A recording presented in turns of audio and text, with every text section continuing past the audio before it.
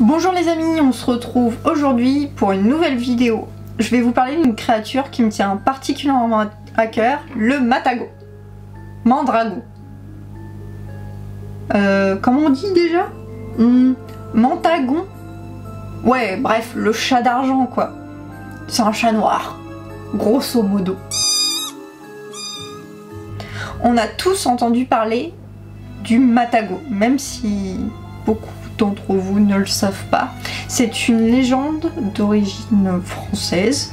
Et oui, on a aussi des légendes badass. Et oui, on a tous entendu parler dans notre enfance que les chats noirs, c'est une vieille superstition qui dit que les chats noirs, ça porte malheur. Mais pourquoi les chats noirs porteraient-ils malheur? Eh bien, tout simplement, à l'époque, les chats noirs étaient affiliés aux sorcières.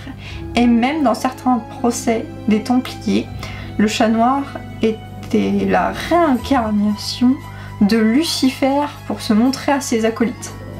Putain, ils sont partis hyper loin quoi.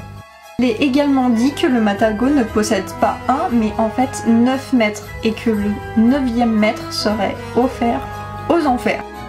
D'autres légendes racontent que les Matagos vivent en fait dans des granges, à la façon de lutins, ou parfois carrément dans la maison de leur propriétaire sorcier, qui les gardait dans des malles.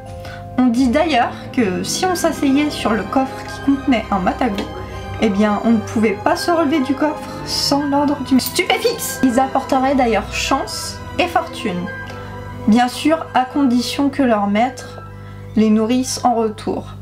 Il a d'ailleurs dit dans certaines légendes que chaque première bouchée d'un repas doit être donnée au Matago. Si ce n'est pas le cas, eh ben, le Matago se vengera, tout simplement.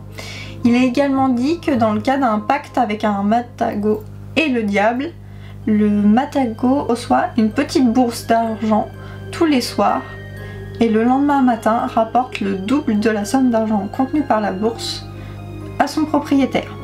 Une légende connue qu'on pourrait affilier au Matago est celle du chapeauté.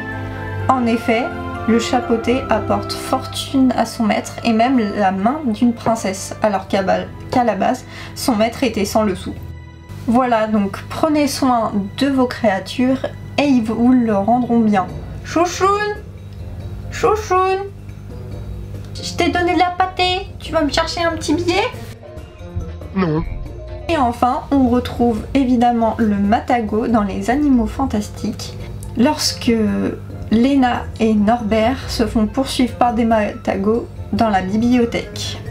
Voilà, en fait, il existe bien des histoires et bien des légendes sur le Matago, qui est vraiment une créature très intéressante et qui en dit beaucoup sur nos croyances et nos superstitions.